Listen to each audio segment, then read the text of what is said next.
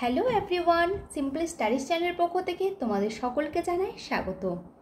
আজকের ক্লাসে আমি যে বিষয়টি নিয়ে আলোচনা করব, যেটি একটি খুব গুরুত্বপূর্ণ বিষয়, সেটি হলো বৃষ্টিপাত। আজকে আমাদের আলোচ্য বিষয় হচ্ছে বৃষ্টিপাত কাকে বলে এবং বৃষ্টিপাতের শ্রেণীবিভাগ। তো চলো তাহলে এবার শুরু করি, আর অবশ্যই তোমরা ক্লাসটি মন দিয়ে শেষ অবধি দেখতে থাকো। এই যে বৃষ্টিপাত, এই বৃষ্টিপাত কিভাবে ঘটে বা বৃষ্টিপাত হওয়ার কারণ কি, সেগুলোই আজকে আমি আলোচনা করব। তো প্রথমে কি হয় যে সূর্যরশ্মি পৃথিবীর সমুদ্র, নদী এবং অন্যান্য জলাশয়গুলিতে গরম করে, ফলে সেখান থেকে জলীয় বাষ্প উৎপন্ন হয়। এরপর কি হয়, এই জলীয় বাষ্প বাতাসের সাথে মিশে বাতাসের আর্দ্রতা বা জলীয় বাষ্পের পরিমাণ বৃদ্ধি করে। কিছু সময় পর বাতাস এত জলাভূমিক হয়ে যায় যে সেটা আর জলীয় বাষ্পকে ধারণ করতে পারে না। ফলে কি হয় যে অতিরিক্ত জলীয় বাষ্প বাতাস থেকে বরফ বিন্দু হিসেবে বরফে পরিণত হয়, এরপর ঘনীভূত হয়ে জলকণায় পরিণত হয়ে পৃথিবীর বুকে বৃষ্টি রূপে ঝরে পড়ে। একেই বলা হয় বৃষ্টি। এছাড়াও ওই বৃষ্টি হওয়ার জন্য দরকার শীতল ও গরম বাতাসের প্রবাহের সঠিক মিশ্রণ। যখন গরম ও শীতল বাতাসের প্রবাহ পরস্পরের সাথে মিশে যায়, তখনই কিন্তু বৃষ্টিপাত ঘটে। সংক্ষেপে বলতে পারো যে বাতাসে জলীয় বাষ্পের পরিমাণ বৃদ্ধি পাওয়া এবং শীতল ও উষ্ণ বাতাসের প্রবাহের মিশ্রণে বৃষ্টিপাতের মূল কারণ। তাহলে আমরা বৃষ্টিপাতের সংজ্ঞা কিভাবে লিখব? যে ভূপৃষ্ঠের জলাভাগ থেকে সৃষ্ট হওয়া জলীয় বাষ্প উপরে উঠে ঠান্ডা বায়ুর সংস্পর্শে এসে সম্পৃক্ত হয় এবং ঘনীভূত হয়ে জলকণায় পরিণত হয়, আর পৃথিবীর মধ্যাকর্ষণ টানে তা ফোঁটায় ফোঁটায় আকারে পৃথিবীর বুকে নেমে আসে, তখনই তাকে বলা হয় বৃষ্টিপাত। এই বৃষ্টিপাতের শ্রেণীবিভাগ। এই বৃষ্টিপাত উৎপত্তির কারণ ও বৈশিষ্ট্যের পার্থক্য অনুসারে বৃষ্টিপাতকে সাধারণত তিনটি শ্রেণীতে ভাগ করা যায়। সেগুলি কি কি? পরিচলন বৃষ্টিপাত, শৈলোৎক্ষেপ বৃষ্টিপাত এবং ঘূর্ণবাত বৃষ্টিপাত। আজকের ক্লাসে আমি পরিচলন বৃষ্টিপাত সম্পর্কে আলোচনা করব এবং বাকি দুটি বৃষ্টিপাত সম্পর্কে আমি পরের দুটি ক্লাসে আলোচনা করব। তো চলো তাহলে এবার পরিচলন বৃষ্টিপাত সম্পর্কে জানা যাক। পরিচলন বৃষ্টিপাত তোমাদের একটা ছবির মাধ্যমে দেখাবো, তাহলে হয়তো তোমরা আরও ভালোভাবে বুঝতে পারবে। কিন্তু এই পরিচলন বৃষ্টিপাত সম্পর্কে জানার আগে আমাদের জানতে হবে যে পরিচলন পদ্ধতি কাকে বলে। তো পরিচলন পদ্ধতি হচ্ছে যে ভূপৃষ্ঠ সংলগ্ন উষ্ণবায়ু যখন হালকা হয়ে প্রসারিত হয়ে ঊর্ধ্ব আকাশে চলে যায় এবং সেখানে শীতল হয়ে ভারী হয়ে ক্রমশ নিচে নেমে আসে, আবার সেই শীতল বায়ু ভূপৃষ্ঠের সংলগ্নে এসে আবার উষ্ণ হয়, উষ্ণ হয়ে ক্রমশ উপরে উঠে যায়। এইভাবে চক্রাকারে উষ্ণতা ভূপৃষ্ঠ থেকে ঊর্ধ্ব আকাশের দিকে সঞ্চারিত হতে থাকে। উষ্ণতার এই সঞ্চারণকেই বলা হয় পরিচলন পদ্ধতি, আর এই পদ্ধতির বেসিক সূত্রকে অনুসরণ করেই পরিচলন বৃষ্টিপাত হয়ে থাকে। এখন কিভাবে হয়ে থাকে এটাই আমি আলোচনা করব। কি হয়, সারাদিন ধরে সূর্যের বিকিরণ সমুদ্রের জলরাশির মধ্যে পড়ে। এর ফলে সমুদ্রের জলরাশি ক্রমশ উষ্ণ হয়ে জলীয় বাষ্পে পরিণত হয়। সমুদ্র সংলগ্ন যে বাতাস থাকে তাও উষ্ণ হয়ে যায় এবং জলীয় বাষ্প ধারণ করে উষ্ণ ও আর্দ্র হালকা বাতাস ক্রমশ ঊর্ধ্বগামী হয়। আমরা জানি যে বায়ুতে জলীয় বাষ্প যত বেশি পরিমাণে বাড়বে, বায়ু তত উষ্ণ ও আর্দ্র হয়ে যাবে।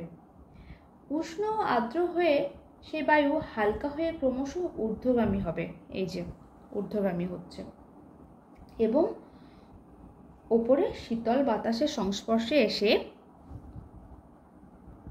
কি হয়, এই উষ্ণ আর্দ্র বায়ু ঘনীভূত হয়ে মেঘে পরিণত হয়।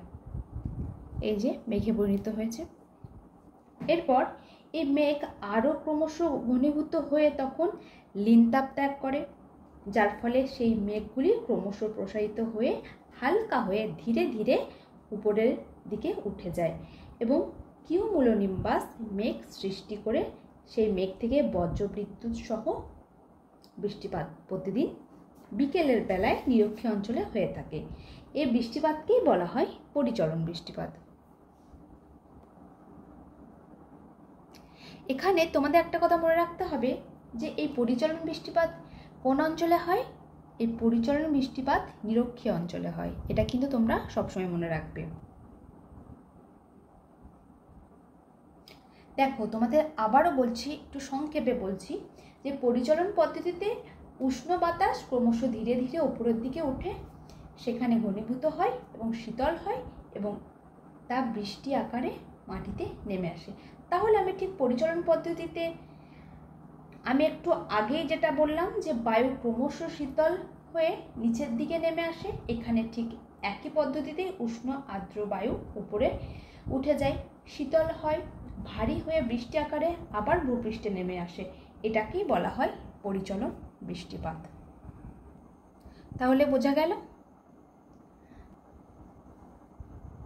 তোমরা কি জানো যে এই বৃষ্টিপাত কখন হয়ে থাকে? এই বৃষ্টিপাত প্রতিদিন বিকেল বেলায় হয়ে থাকে বলে এই বৃষ্টিপাতের অপর নাম হলো 4 o'clock of rain। এটা আলাদাভাবে প্রশ্ন আসে যে পরিচলন বৃষ্টিপাতকে 4 o'clock of rain কেন বলা হয়, সেটাও তোমাদের বলে দিচ্ছি। প্রধানত নিরক্ষীয় অঞ্চলে অধিক উষ্ণতার ফলে পরিচলন পদ্ধতিতে জলীয় বাষ্পপূর্ণ উষ্ণ বায়ু উপরে উঠে শুষ্ক তাপ হ্রাস করে শীতল ও ঘনীভূত হয়ে কিউমুলোনিম্বাস মেঘ থেকে যে বৃষ্টিপাত ঘটায় তাকেই বলা হয় পরিচলন বৃষ্টিপাত, যেটা আমি একটু আগেই বললাম। এই বৃষ্টিপাত ভূপৃষ্ঠের সাথে 90 ডিগ্রি কোণে সোজাসুজি পতিত হয় এবং সাধারণত বিকেল ও সন্ধ্যার সময় প্রচণ্ড ঝড় ও বৃষ্টিপাত বজ্রপাত হয় বলে দক্ষিণ পূর্ব এশিয়ায় এই বৃষ্টিপাতকে 4 o'clock of rain বলা হয়। আমাদের পশ্চিমবঙ্গ ও বাংলাদেশে চৈত্র মাস ও বৈশাখ মাসে যে কালবৈশাখী ঝড় ও বৃষ্টি হয় এটিও কিন্তু এই পরিচলন বৃষ্টিপাতেরই অন্তর্গত। তবে নিরক্ষীয় অঞ্চলে সারা বছর ধরে বিকেলে এই ধরনের পরিচলন বৃষ্টিপাত হয়, কিন্তু ক্রান্তীয় অঞ্চলে কখন হয়? কেবলমাত্র গ্রীষ্মকালে এই ধরনের বৃষ্টিপাত হয়ে থাকে। তাহলে বোঝা গেল যে এই প্রশ্নটা এলেও কিন্তু তোমরা এটা লিখতে পারবে।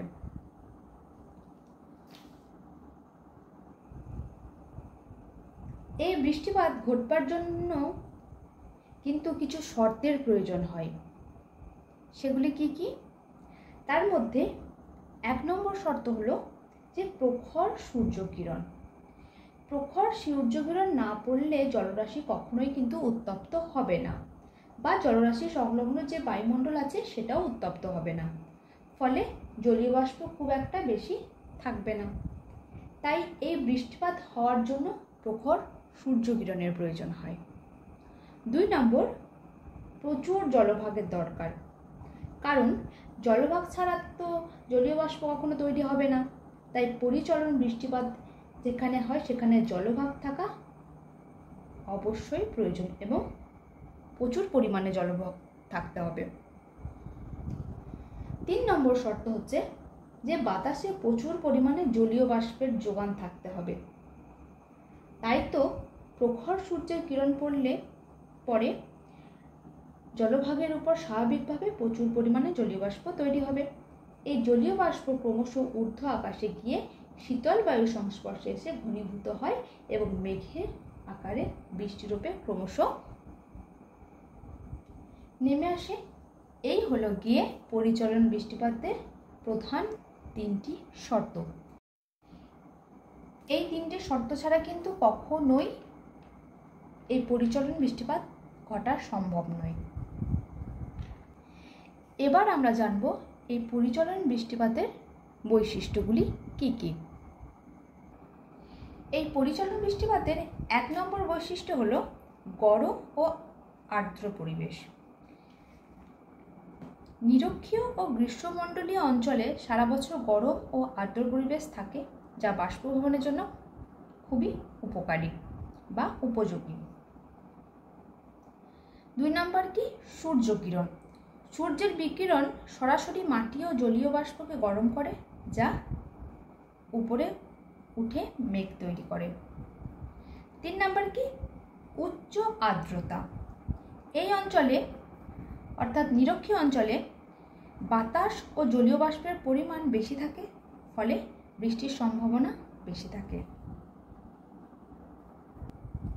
4 নম্বর বৈশিষ্ট্য দ্রুত বৃষ্টিপাত। পরিচলন বৃষ্টিপাত সাধারণত দ্রুত ও প্রবল হয়, যা স্থানীয়ভাবে বন্যাও সৃষ্টি করতে পারে।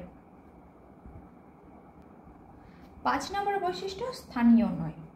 এই বৃষ্টিপাত সাধারণত স্থানীয়ভাবে সীমাবদ্ধ থাকে না এবং এর স্থায়িত্ব কিন্তু খুবই বেশি নয়। 6 নম্বর বৈশিষ্ট্য ঠান্ডা বায়ুর সংস্পর্শে মেঘ সৃষ্টি।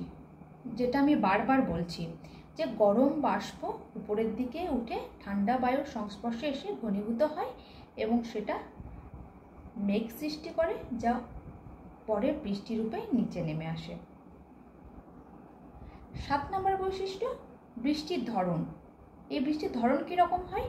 এই বৃষ্টিপাত সাধারণত হালকা থেকে মাঝারি ধরনের হয়ে থাকে, তবে কখনো কখনো ভারীও হতে পারে। 8 নম্বর বৈশিষ্ট্য যে ঝোড়ো বৃষ্টি।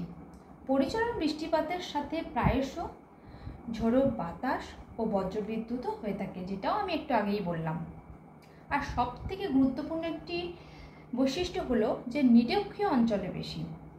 নিরক্ষীয় অঞ্চলে স্থলভাগের তুলনায় জলভাগের বিস্তৃতি বেশি, যা এই ধরনের বৃষ্টিপাতের জন্য অনুকূল।